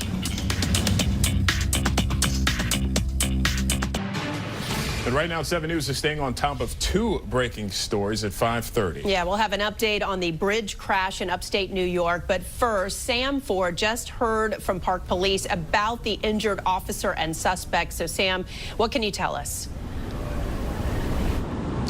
Yes, Allison, Robert. Well, we are here now at 11th and M. According to the spokesperson for the U.S. Park Police, Thomas Twinning, there was some sort of drug operation investigation going up at the park at 12th and Mass. At this point, a suspect started running. Officer ran after him at 12th and M. The suspect, according to Park Police, pulled out a gun and shot the officer in the torso and legs. The officer returned fire. Both of them ended up in the hospital. The officer is in stable condition. The suspect is dead. Park Police said they will release the body-worn camera footage within 30 days. Reporting live from Northwest Washington, Sam Ford, 7 News. Sam, thank you. And updating breaking news from Niagara, New York. The governor just said there is no indication at this time that the fiery car crash and explosion was a terror attack. Video showed a fireball after a car sped through a checkpoint, went airborne and crashed. 2 people inside were killed. The Rainbow Bridge remains closed, but other border crossings are now reopening. And again, the governor there in New York just saying moments ago that there is no indication tonight that this was a terror attack. And this is breaking in just the past hour. Hostages held by Hamas will not be released until Friday. That's when a temporary ceasefire will begin, according to Israeli security officials. Now, the agreement allows for the release of around 50 hostages taken from Israel more than 6 weeks ago in exchange for Palestinians held prisoner in Israel. Now, Hamas says hundreds of trucks of humanitarian relief will then be allowed into Gaza to provide relief during that ceasefire. And for some of you last-minute travelers, take a look across the country. Nothing happening out here, the Pacific Northwest, the West, really. The next storm system organizes on Friday and moves in where it'll clip us by Monday of next week. And a big storm system off the coast, so really some of the quietest conditions I've seen travel-wise over the last couple of days. For this evening, our temperature will dip down to 50 degrees here in the district, 47 for Richmond with partly cloudy skies. New York at 51, but look at the colder air to the north. And off to the west, Columbus down into the 30s here this evening, around 8 to 9 p.m. and 40 for Detroit. Areas south, just some scattered clouds for Jacksonville, Florida, and Tampa. Temperatures in the mid 60s by the time you get down toward areas of Tampa and Orlando, and 40s around Atlanta, Georgia. For this area tomorrow, mostly sunny skies, light winds, perfect weather for Thanksgiving at 56 degrees. That puts us right at average, so pretty seasonal for tomorrow. And then as we look ahead here toward the weekend, your Friday, your Saturday, Sunday, the chilliest day, Allison, it's going to be Saturday right now with 30s to start, only low 40s for the afternoon. All right, Veronica, thank you. Investigators in Virginia now have an idea of what caused a fire that's burned more than 11,000 acres so far. The Matts Creek fire in the Jefferson National Forest in Bedford County was human caused, but officials are still trying to figure out if it was an accident or arson. The fire has been burning for nearly 2 weeks. Thanks to yesterday's rain, the fire is nearly 60% contained now. Well, coming up 5 o'clock, what more can be done to prevent student overdoses? Our Crisis in the Classroom coverage is asking a question that school leaders have had a hard time answering. And I'll take you behind the scenes of a new exhibit at the National Museum of the U.S. Army that pays tribute to military working dogs. Your first alert weather Zonecast. It's a big day tomorrow. I know you've got family in town. So what happens next after the meal? Before the meal, let's just look at the afternoon temperatures in your neighborhood. First for Virginia here. Look at 57 degrees there at Springfield, Virginia. Falls Church a little cooler at 56 degrees. In Chantilly, Virginia tomorrow, 57 degrees. We're expecting sunny to mostly sunny skies. Perfect weather too throughout Maryland. Melwood at 55, Lanham, Maryland too, and Laurel coming in at 55 degrees for tomorrow afternoon. We're also forecasting 56 in Bethesda, and great weather too for the Navy Yard to Foggy Bottom at 55 degrees. Again, sunny to mostly sunny skies. Remember, anywhere you go, you can have radar or those hourly temperatures right there on your phone. Just download the free 7 News First Alert weather app. VJ, thank you for that. Well, it is that time of year to see adorable puppies and Capitals players come together. The annual Caps Canine calendar is now available. Proceeds benefit Wolf Trap Animal Rescue in Fairfax. Some of the dogs featured on this year's calendar are Caps players' own furry friends, including Tom Wilson and his dog. Love it. So cute. Yes, absolutely. And still ahead, new at 5, we're going to take you inside a new exhibit honoring military dogs. The special bond between these canines and their handlers on display at the Army Museum. Well, the most common word used to describe man's best friend has to be loyal, and military working dogs are the epitome of loyalty. They are often in harm's way, protecting their handler. I got a chance to go behind the scenes of a new exhibit that pays tribute to these dedicated dogs. When you ask specialist Cameron Markert about his canine partner, Attila, even the toughest soldier can't hide a broad smile. I love this dog. This is my baby. The pair has been together for 2 years now. Today, they are demonstrating how Attila reacts when he finds his target. In this case, smokeless powder they use to train for bomb detection. And these two have their own language.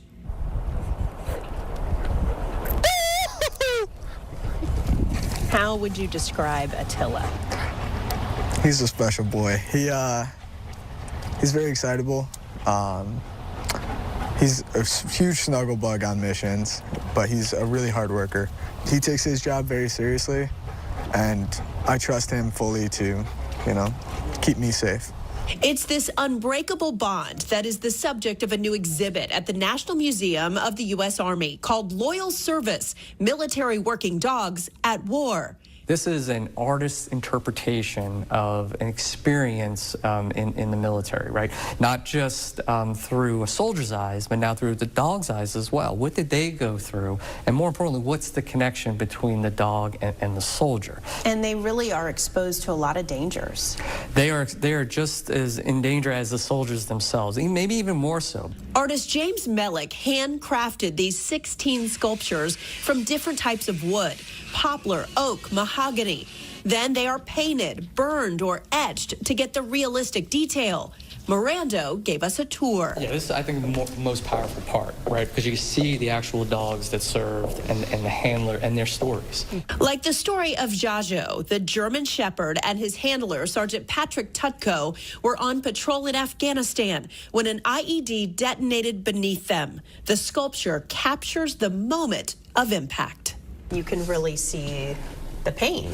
Yeah, and this is the point of this exhibit, right? To show, what these dogs go through during times of war, that they're put in danger. There are also playful and poignant poses, all putting the selfless heroism of military working dogs on display. What Corporal Dakota Testa and his canine partner Pamela experience every day. Obviously, we can't talk to them the same way, but there's not a day that goes by that I don't know what Pam wants from me or what I want from her. I think we mesh pretty quickly, and we work really well together as a team. I would definitely say she's a close friend. And the exhibit will be on display at the National Museum of the U.S. Army until January. All right, so what is this, round 4? Oh, I don't know. Here we go. That's everyone knows. I'm overwhelmed. I bet you are, because there's so much love. It is your last day. A lot of people have been sharing messages for you, and now we're taking you behind the scenes. Okay. So some words from your colleagues over the years, so take a listen. All right. So excited to get the chance to tell you what I probably didn't say enough when we worked together, which is what an absolute gem of a person you are. Best of luck. You will truly be missed. It was an honor to work with you then, and it is an honor to work with you now, temporarily. You made such a connection with our viewers, with our community, and most importantly, the connection you made with those of us who are fortunate enough to be your co-workers. Congratulations, Allison, on 20 amazing years at WJLA. I'm so happy and honored that I got to spend 16 of those with you, and I'm really excited for you on whatever you do next. Having grown up in the area and watching you since I was a child, and then having the pleasure of working with you was one of the highlights of my career. In my 15 years here, you've been the best anchor and a really good friend, and I'm going to miss you. We've had a lot of memorable stories, mostly the Working Women series and some of the breast cancer awareness ones with Vicky, the pink fire truck. But the most memorable was going to the Inn at Little Washington and doing a profile on Patrick O'Connell. Hey, Allison, it's Dan and Tom from your old station. We're now at Action News in Philadelphia, and we just wanted to wish you guys the best in your next endeavor. Good luck with everything. We've missed working with you, and I'm sure that, raising 2 teenage daughters should be quite the challenge. Good luck. I know you'll do great. You are one of the kindest people I ever worked with in news, and I know you have so much more left to give to this community, so congratulations. And I just remember when you were pregnant with Emma and all the good times that we had on the 19 back in the day. Just so you know, you have my mad respect, and you've always had my heart. I'm truly honored to have been even the smallest part of your amazing career. These faces and names is, wow. Yeah, I mean, and you guys know, these are the people that put the show on the air every day. What we do is what people see at home. Exactly. But I think it's such a small part of the real work. Yeah. And when I hear from these producers and editors and photographers, those are the people that I have so much respect for. And so it's awesome to see all those old faces, people who have been gone for many years. And we are just getting started. We got a lot more to go. Yes, we're not done celebrating you yet. We're going to talk about your long career here at 7 News. That's coming up at 6 o'clock. But for now, we're going to check the forecast with Veronica Johnson. A nice Thanksgiving coming up. And wonderful Thanksgiving, but each and every one of those folks commenting there, we are the lucky ones here to have had Allison through the years. So for tomorrow, it's going to be our warmest day, not just for the holiday weekend, but out of the next 10 days. We're forecasting 56 degrees during the afternoon, 54 for Friday. And then look at how chilly your Saturday is going to be, just 44 degrees, and next Tuesday, and a couple of those days too as we round out the month of November. December starts next Friday. All right, so tomorrow morning, we're going to have these clouds moving on out. We're clear cold with light winds, 35 to 43 degrees. Great weather, though, if you have to hit the road. At least the roads are going to be dry and have had a chance to kind of wick all the water off from the winds today. For tomorrow, lighter winds, which is good, because if you're thinking about frying that turkey, there's so many things that you got to do right. 45 degrees in the morning, no rain, no wind expected, 52 by noon, and then 56 degrees by 3 p.m. with clear skies, sunshine all the way through. And happy to say, too, if you're going to be turning on your TV to watch the Macy's Day Parade, lighter winds there, too. The threshold, they've got to have sustained winds that are below 23 miles per hour with gusts below 34. So they'll have that around tomorrow with mostly sunny skies throughout the area. So the turkey, he's not going to be doing that thing or any of the floats. Now, for Friday, going out shopping, 54 degrees for a high temperature that's just slightly below average. The chilly day is going to be Saturday for the upcoming weekend. We've bumped up the temperature for Sunday now, introduced a few more clouds, looking at mostly cloudy skies, but not a big deal at all. So 40s on Saturday, about 50 degrees for Sunday. Still awesome weather for, getting family out, the kids outdoors to kind of walk it off if they're starting to drive you crazy. So we had a good dose of rain yesterday, but now a couple of dry days again, and we're still down some 8+ inches on rainfall for the year. The next chance for us is not going to be until Monday, but it's a low chance, 20% chance. So we didn't even put it on the 7-day forecast. And then we're dry through the week the way it's looking right now. But again, things change. So make sure you check back with your First Alert weather team throughout the holiday weekend and beyond. Sunshine for the weekend. How about an hourly look at it? 30s to start out early Saturday morning. By noon, you're at 41 degrees, 45 by 4 p.m., 44, 45 degrees, and then 50 for Sunday with, again, more clouds expected to make their way in. For Monday, that temperature trend, we talked about the chillier time period coming up for next week with highs in the lower 40s. But Tuesday morning may be the first time that we hit freezing right there in the district. Sub-freezing temperatures in the lower to mid-20s just off to the west. Robert, over to you. Thank you for that. Coming up at 6, we're going to keep saying goodbye to our GOAT, greatest of all time. It continues with a special chat between some good friends. But first, next at 5, advice on how schools can help parents and kids battle the opioid epidemic from a Virginia mom.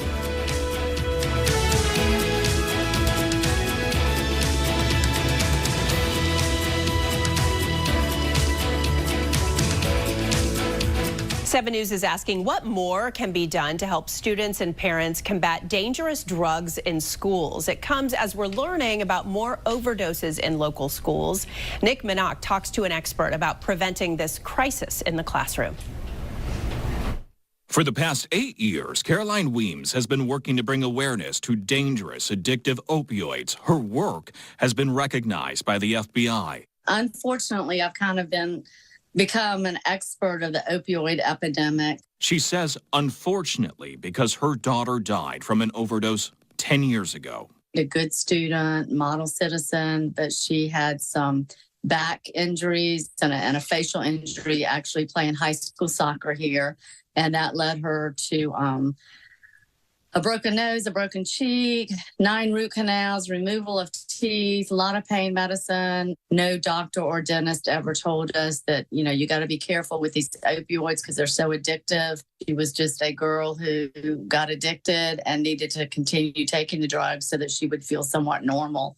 And she died of an accidental drug overdose. Caroline Weems says schools should offer more resources to students, and she says every region in Virginia should consider opening a recovery school. Unfortunately, in Virginia, there's not a lot for kids under 18. That's why we really want to open this recovery school here in Virginia Beach. In the short term, Weems says schools need to be brutally honest about the dangers of drugs and be transparent with parents. The most important thing is education. And I think that, we're doing a lot of that now, but I think we can still improve it because parents just have no clue. Nowadays, you can't experiment with drugs. If you take a drug and you didn't get it directly from the pharmacy, you could be dead after taking that drug. Nick Minock, 7 News. The next legislative session starts January 10th, and both Republicans and Democrats have signaled support for measures to tackle the opioid crisis. 7 News on your side at 6 starts now. Following several breaking news stories at 6 o'clock. First tonight, a U.S. Park police officer and drug suspect got into a shootout. That's right. The suspect is dead. The officer is being treated in the hospital right now. That's according to police. Well, the wounded officer was conscious and alert, and this all unfolded along 12th and M. This is just a few blocks west of the convention center. A Park police officer explained why their department was involved. There is a park area, 12th and Massachusetts Avenue, that's under the administration of the Park Police. There was multiple U.S. Park Police officers involved at the initial part of the incident, and at the exchange of gunfire, there was one U.S. Park Police officer involved. Now, a police spokesperson told 7 News that there is body camera footage of the confrontation and that it will be released within 30 days. This is also breaking tonight. In just the last hour, New York's governor saying there's no indication today's explosion on the Rainbow Bridge connecting the U.S. to Canada was a terrorist attack. Now, this is new video, also just released, showing the exact moment it happened. Look at this. We've highlighted the car. You could see it in the back speeding. Now, the car then hits a median, launched into the air. 2 people in the car were killed. New York's governor called the video surreal. You actually had to look at it and say, was this generated by AI? Because it was so surreal to see how high in the air this vehicle went, and then the crash and the explosion. The investigation is ongoing. If you can imagine, this vehicle basically incinerated. Nothing is left but the engine. The pieces are scattered over 13, 14 booths. Here, 4 border crossings were shut down in response to this crash. 3 of them have reopened. And of course, 7 News will keep you updated. Well, if you are flying to your holiday destination, peak travel is now behind us. That's some good news. Our Tom Rousey took these videos showing Reagan National Airport packed with cars and travelers, and it looks pretty much like that. Even right now, I looked at some of the images tonight. Here is a live look at Dulles. After yesterday's storm caused several disruptions at Dulles, Reagan, and BWI, travel appears to be running more smoothly today. All 3 airports are experiencing around 60 to 100 delays with 0 cancellations. Well, that's good because it was chaos earlier. Well, if you're starting your Thanksgiving celebrations tonight, remember safety first. Don't drink and drive. Today is known as Blackout Wednesday. National highway officials say that's because there's usually a spike in drunk driving crashes. Now in Maryland, the state is teaming up with Lyft to offer a limited number of $20 rideshare credits. You can access the credit in your Lyft app, and they expire 24 hours after they're claimed. And good evening, everyone. Chief Meteorologist Veronica Johnson here. Great skies that are clearing those clouds from today, making their way out of here with temperatures dropping to about 50 degrees. But let's just get to tomorrow, the big day, Thanksgiving. Maybe you've got some traveling to do of your own. We'll start out in the lower 40s in the morning. We'll get up to about 52 degrees by noon. And look at the sunshine, the clear skies all the way through, maxing out at 56 degrees at 4 p.m. for Thanksgiving Day. No travel issues whatsoever expected. And then, of course, on Friday, your 7-day forecast from your First Alert weather team, we're predicting temperatures to top out in the low to mid 50s throughout the area with some scattered clouds at times, but also your Friday remaining dry. And then the upcoming weekend, your chilliest day is going to be Saturday right now, the way it's looking, with temperatures topping out only in the lower to mid 40s. Robert? Thank you for that. Well, it is. And now, the Toyota Sports Desk, sponsored by your Toyota dealers. And I used to do sports, too. All right, well, it is Dallas week, and the injury report is out for tomorrow's Thanksgiving game. Defensive end James Smith-Williams, DB Emmanuel Forbes Jr., and fullback Alex Arma, they're all out. Running back Antonio Gibson and linebacker Khalik Hudson are both questionable. Tomorrow's game kicks off at 4:30. All right, coming up, it is a bittersweet day here at 7 News as we say goodbye to our beloved Allison Starling. After 20 years at the station, she joins us to look back at some of our favorite memories and farewell tributes next.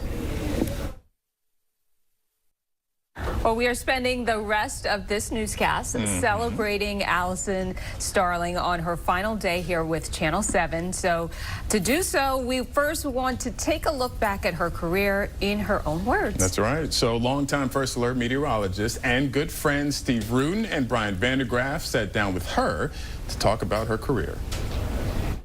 So let's start at the beginning. How did you get to Channel 7? Because there's a story behind it. Yeah, I was working in Seattle, and the news director that hired me there, his name was Bill Lord, came to D.C., to WJLA, and about 6 months after that, I heard from him, and he said, how would you like to come to Washington? It was really a dream come true, and I think I quickly knew this is my place. 2003, when I first got here and Hurricane Isabel came through, and I was in Old Town for days and days covering the flooding, wearing these waders. And so people will still say to me, I remember when you first got here and you were out in the floods in Alexandria. And I think that was also when I knew, like, oh, wow, we're in a big market now. People are watching me. Here we go. Oh, I remember you first came on board as a reporter. I think we were working the night shift, right? And several months in, all of a sudden we got this notice, hey, we're going to try a new morning team. I had been here 6 months, and I don't think I'd ever met Doug McCalloway or you, but I guess our boss at the time thought these are the three we want to put together. And we literally met when we started doing a newscast together, and it was immediately fun. So you've done every shift during the week. I did the early morning, then switched to the late night and worked until the 11 o'clock news when my kids were babies, and I would run home and try to put them to bed and come back and do the late news. And then I got to work a day shift. And I think all of those shifts have been demanding, but in a way where you feel like you're really making a difference. And you have interviewed countless people. You did the Working Women segment for a long time. Most memorable interview that you've ever had? Well, you mentioned Working Women and Kathleen Matthews, who was a legend, and she was one of my mentors. But she started that franchise, and she recognized back when it started how important it was to put women in the spotlight who were working outside the home. At that time, when she started it, it was still somewhat novel. It was such a privilege to meet all of these women and see what they're doing with their lives. I think my most memorable interview was about military caregivers. And they were newlyweds. They had just been married. Her husband was injured in Iraq with an IED and came home shortly after they were married, and she ultimately had to care for him. I'll never forget that, because that's somebody who deserves to be honored and recognized, and it doesn't happen enough. But what are you going to miss most about working in television? There's a constant energy and buzz in a newsroom, and I always thought it was so amazing that journalists and people on TV, broadcasters, they knew everything before everybody else. And I thought that was the coolest thing.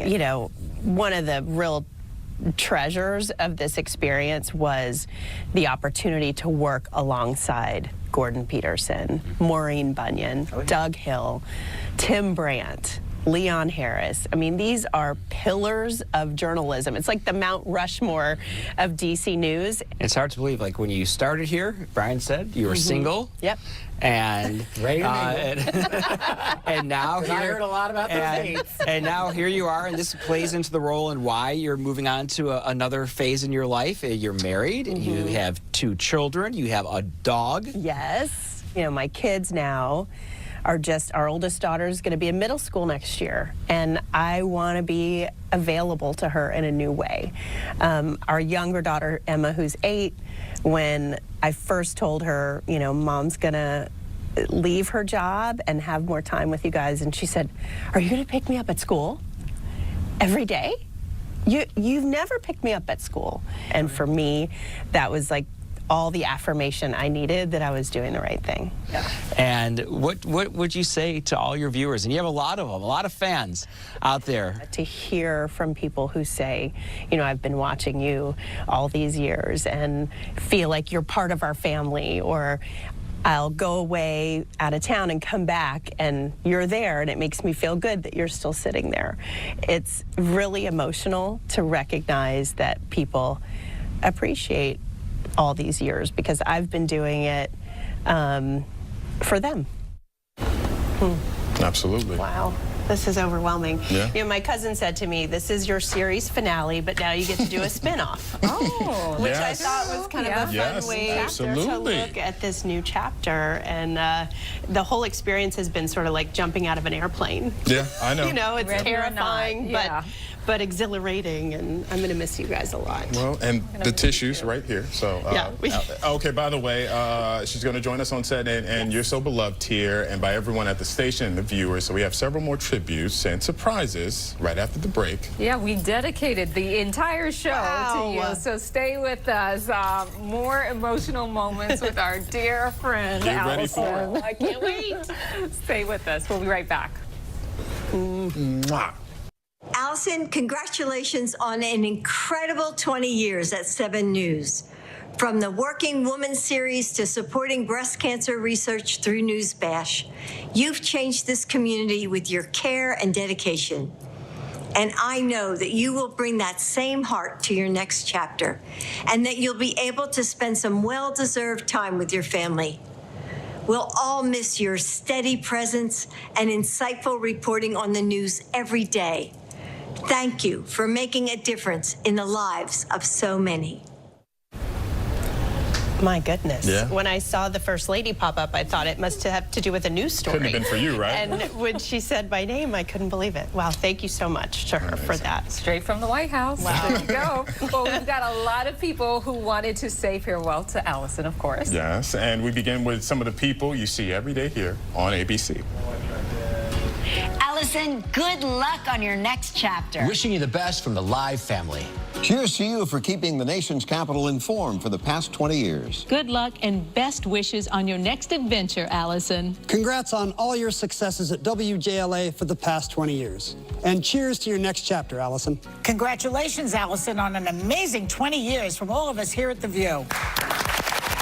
We're going to miss you at that anchor desk, that signature smile of yours. We know you're saying goodbye to start a new chapter so you can spend more time with your lovely family, your daughters, Ava and Emma, your beloved husband, Peter.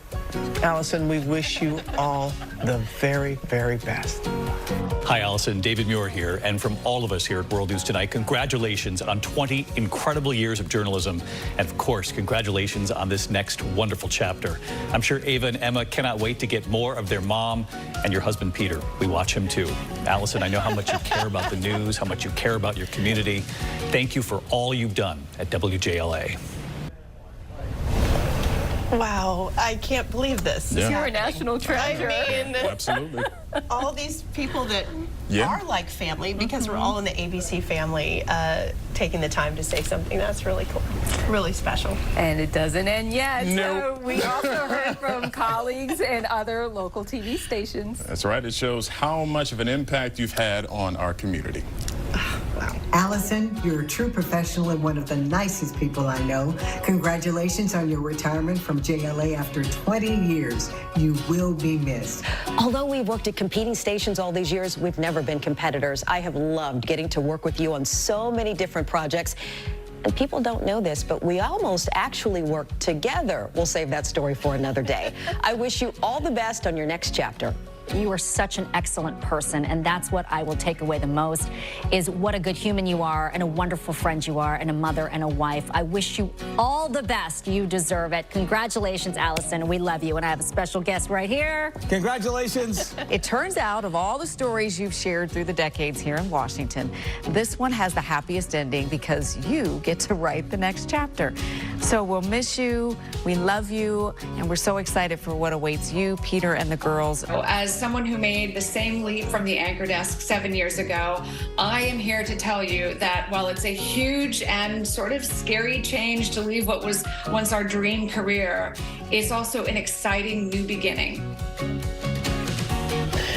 Wow, and that shows you the women in this market. You know this, Michelle, not saying anything about the men, but the women really support each other, and I just, thanks to all my great, beautiful friends. Absolutely, and we'll be right back with much more. Wow. From your stories beneath the Lincoln Memorial to the reopening of the Washington Monument, dedication of the Dwight D. Eisenhower Memorial, and so much more, you have always been a fixture on the National Mall. In fact, your stories from the tidal basin during cherry blossom season are as much a rite of spring as the blossoming of the trees themselves. I'm sending over an America the Beautiful pass, which will give you and Peter and the girls free access to all national parks for the next year. So whether it's just in the DMV or anywhere across the country, I hope to see a lot of pictures of the four of you enjoying America's national parks. Our buddy Mike, and I just want to thank you, Mike, for that. And our friend Steve Rudin had this made for me with the different stations where I worked in Chattanooga, Tennessee, and Seattle, and here in D.C. So, beautiful. Thank you so much. Well, I think this next one might take the cake here. We have one more for you. Yes, absolutely. Yeah. And in our last tribute video, here are some 7 News legends that you've worked with in the last 20 years here. Allison, congratulations, 20 years. I can't believe it. You got there 6 months ahead of me, so now I really feel old. Thank you for just so many years of being a great partner. You gave me maybe some of the best years I've ever had in this business. Thank you for the love. Thank you for the friendship. Thank you for being you. Hi, Allison. It's Arch Campbell, and I'm here at the old broadcaster's home where people like me go to fade away. We don't have a spot for you because you've got millions of years left. I just wish you the best, and I have no doubt that this next chapter in your life, whatever that is going to be a great one for you. Allison, it's Paul Berry. I am honored and pleased to be able to participate in this tribute to you. You deserve all of it. You were a wonderful talent, wonderful person, and I know you're going to be a great mom. God bless you and your family, and I look forward to talking to you soon. You know, in any career, a person is lucky to work in a congenial, professional atmosphere with people they can relate to, people they can trust, people they can laugh with. And that's certainly what we have with you, Allison. You were all that for me, certainly. And we want to congratulate you on 20 great years. We hope you spend more time with your family. From the University of Florida, the sweetheart of Sigma Chi has always been successful. Love you. Oh, and in case you forgot, I'm Tim Brandt. And congratulations on 20 years. I can't believe it's been that long. I remember the day you first arrived at 7 on Your Side. And boy, you have distinguished yourself as a television news journalist, as a working woman, and I know a little bit about that. And boy, do you deserve this retirement. Allison, congratulations. You are a credit to our profession. You have performed honorably and well. You've held the line, you've played it straight, you've called only balls and strikes right down the middle, and we thank you for that. And now, as you embark on the next great chapter in your lives, we wish you the very best. And I leave you with the immortal words of the late, great Satchel Paige. Don't look back. They might be gaining on you. I love to you, Allison, Peter, and your beautiful daughters. Carry on. And we knew this would happen. I didn't think I was going to do it. Yeah. No, I knew you were.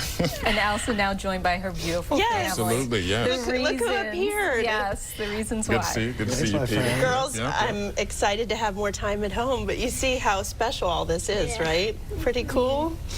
Well, the exciting news is Ava has an overnight for school on Monday night. It's going to be 32 degrees out, and you're chaperone. I know. So, congratulations. That is my first assignment after leaving, is I'm going to have my first chance to chaperone an overnight field trip. You guys are very lucky. You have, I hope you were watching, you got one special mom, and I'm blessed to have her as my wife and my best friend. So I love you very much. Absolutely. Oh, yes. And I just want to say this has been my dream job. This is all I ever wanted to do. And I think I was in 3rd grade, like you, when I decided I wanted to do this for a living, and I don't think I could have ever in a million years dreamed up an opportunity like I've had at Channel 7. And I just want to say thank you to this station, to my colleagues and my friends who I'm going to miss so much, to my family for supporting. You know, you guys were little, but I would work the 11 o'clock news, and I'd come home and feed you dinner and come back and finish the news. And now to be able to do all of that and just take a breath and enjoy you guys. You all should come in. I think the crew is, I think the crew a lot of people waiting to show love. Yeah, and you know, the people who work here are friends, but they are friends like family. BJ, come on over here too. Everybody get in here. Jasmine, people came in on their off days. People who came in. Shifts. Patrick came in on his off day. Yeah. I will never forget any of you, and thank you so much for always being supportive, and keep going. I'm going to be watching, and we'll just take these memories with me. I hope I made a small difference in this community in the time that I was here. It's all I could ask for. and I'm overwhelmed by this beautiful display. Right, guys? It's been a pleasure and a privilege to sit next to you, learn from you, and build the special bond that we have that I will treasure even after you depart from the station. We're going to stay in touch. No choice. But I just wish you all the best in this next chapter. Thanks, Michelle. It's going to be exciting. And I'm hearing the countdown for the last time. For the last time. After 20 For the last years, time. we get 10 seconds. Oh. Give me a hug, guys. I love you.